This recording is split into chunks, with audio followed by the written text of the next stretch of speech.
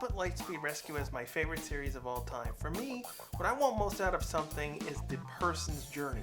As long as they have a fun, comedic, dramatic, whatever way you want to call it, story, where we see their origins and what they accomplish over the episodes. Even when they switch from hero to villain, villain to hero, or something in between, a lot of the seasons of PR have done this. I think LR just edged all of them out more. There's always fun action adventures done, but PR doesn't always do backstories. Like, who was Tanya?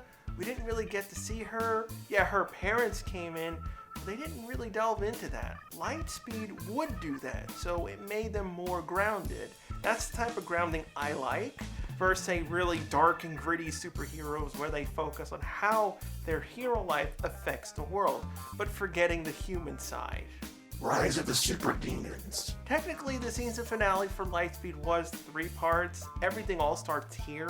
Olympus had revived Diabolico, using him as a puppet to get rid of most of the Megazords, which is kind of funny when the depowered Diabolico was able to do this.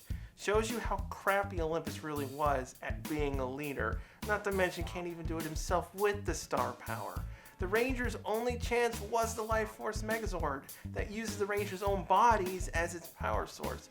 It was just able to stop these new demons. I personally had wished this was explored more, like what would have happened if the Rangers would have to fight Bad Shira and the future stronger demons? Would they have died protecting the city? In a way, the main team finally experienced what it was like for Ryan to be at the mercy of the tattoo. That was the season's biggest theme, this circular journey of everyone. Each of them evolved as they experienced the hardships and challenges they had to overcome together. I'm not saying this would have been a cooler ending. No, what they came up with was on par perfect. The Chosen Path. So how does a guy who worked for a water park show become a great martial arts fighter that was worthy enough to become a ranger? Chad was a bit of an enigma, and quite surprising on his backstory because it's totally different from Go-Go 5's character. They had a blank slate that they could fill in. Chad was basically like the Karate Kid. He had an amazing martial arts teacher. It looked like he was his father figure, so maybe Chad was an orphan or his father had passed away. He must have made it big at some point in order to be seen by Captain Mitchell. With Chad deciding to take the job as being a ranger, his sensei virtually disowned him for not following his path. He probably saw it almost like how Joel was using the position: power, fame, exploitation.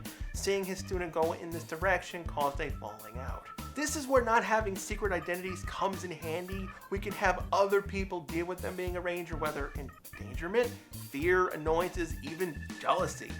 I'm glad he got this backstory because him being some random guy working at SeaWorld knowing how to fight wouldn't have been good. Truth discovered. The best of Ryan's arc, the knot that tied his sister and father to the story of the demons, and the biggest reason why he helped create Operation Lightspeed. There was just no way to avoid this position. I never liked saying this, but Diabolico was brilliant.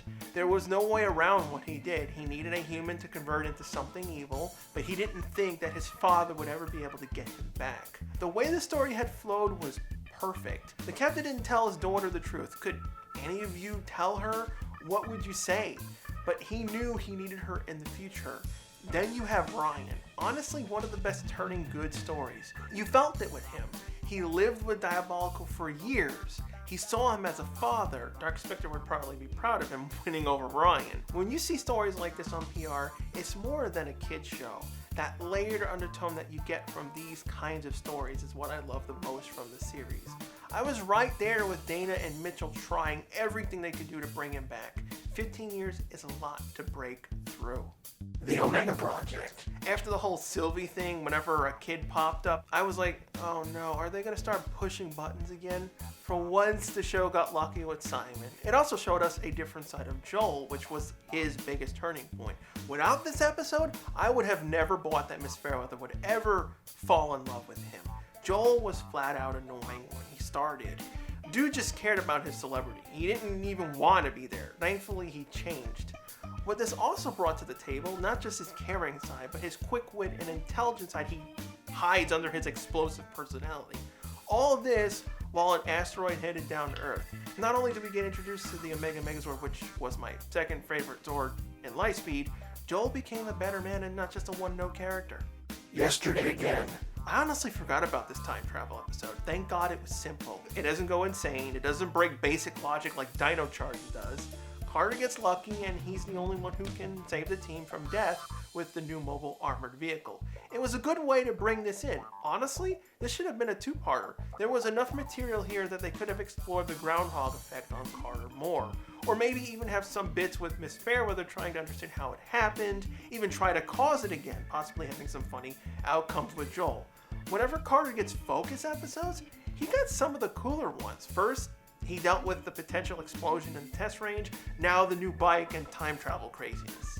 Cyborg Rangers. I always thought this was the stupidest thing ever done.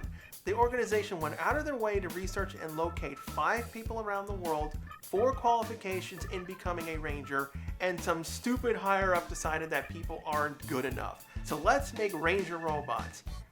How dumb can you be to throw out the team just like that?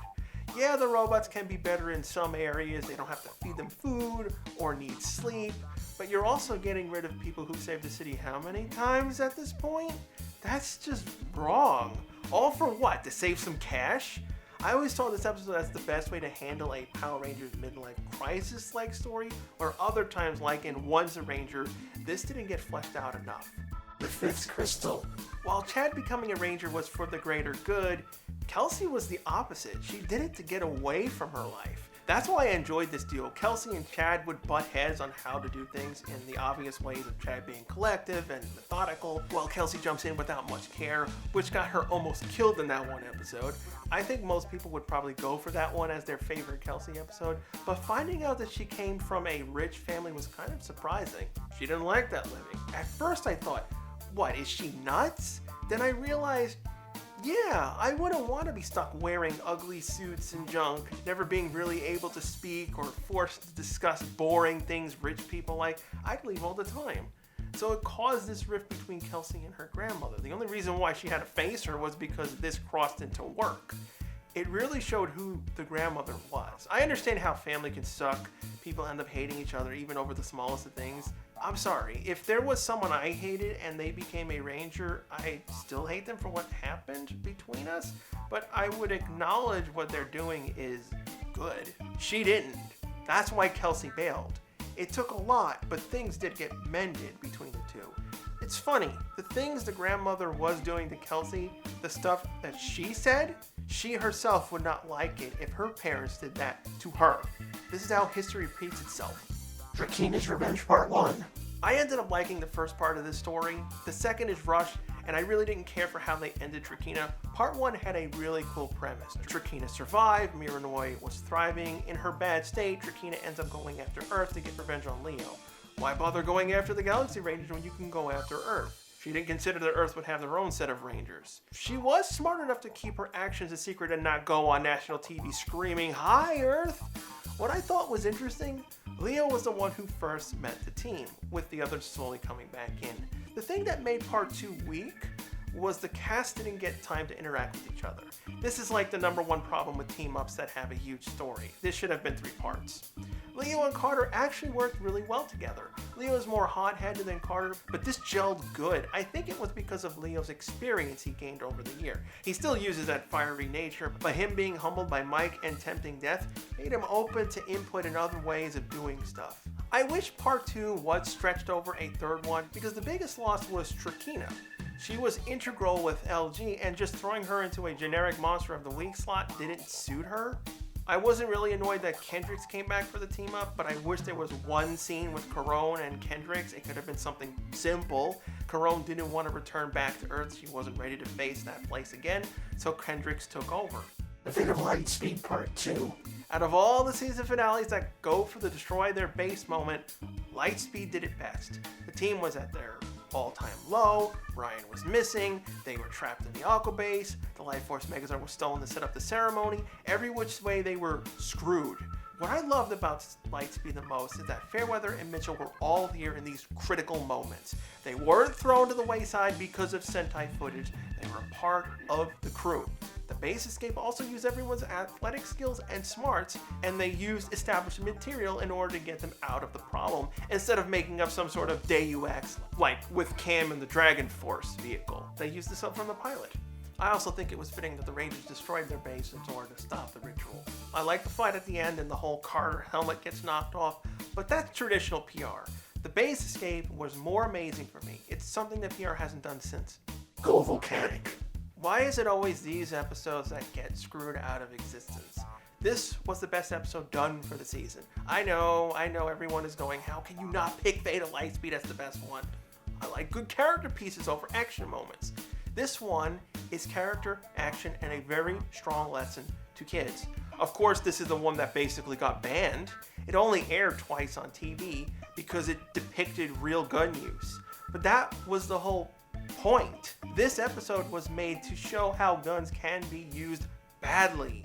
The person took over a bus and kept Dana stuck on there while she de-escalated the situation. It was a combination of bad things. The guy obviously had a crummy life, so he ended up doing this. Dana was able to talk him out of the situation without morphing and getting anyone shot. You want to make an impression to a kid. You got to show some of the bad when it comes to things like this. You can't make it a lighthearted, preachy episode. Kids will know they're being talked down to. You need to let them see what could happen, then make their own decision on not going near weapons.